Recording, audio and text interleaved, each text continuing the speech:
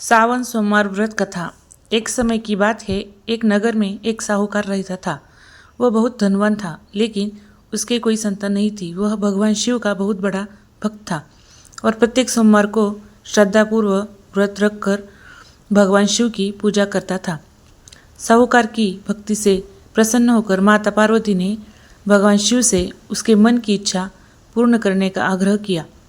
भगवान शिव ने कहा कि उसके भाग्य में पुत्र का सुख नहीं है, लेकिन उसकी भक्ति से प्रसन्न होकर उसे एक पुत्र प्राप्त होगा, जिसकी आयु केवल 12 वर्ष होगी। कुछ समय बाद साहूकार के घर पुत्र का जन्म हुआ। उसका नाम रखा गया। जब वह बड़ा हुआ तो उसे शिक्षा के लिए काशी भेजा गया।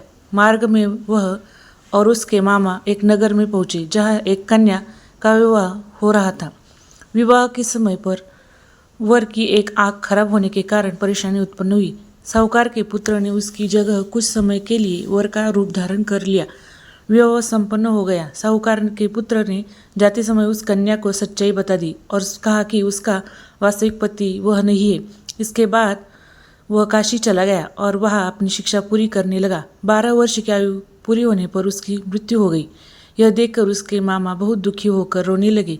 उसी समय वहाँ से भगवान शिव और माता पार्वती गुजर रहे थे। माता पार्वती ने भगवान शिव से उस बालक को जीवित करने का आग्रह किया। भगवान शिव ने उसकी भक्ति और परिवार की श्रद्धा से प्रसन्न होकर उसे पुनर्जीवन प्रदान कर दिया। जब साहूकार का पुत्र जीवित होकर घर लौटा तो उसके माता पिता अत्यंत प्रसन्न हुए। उन्होंने भगवान शिव का धन्यवाद किया और जीवन भर सोमवार का व्रत एवं भगवान शिव की पूजा करने का संकल्प लिया।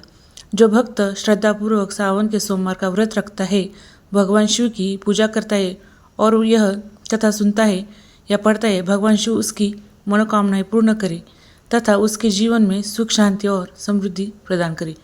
ओम नमः।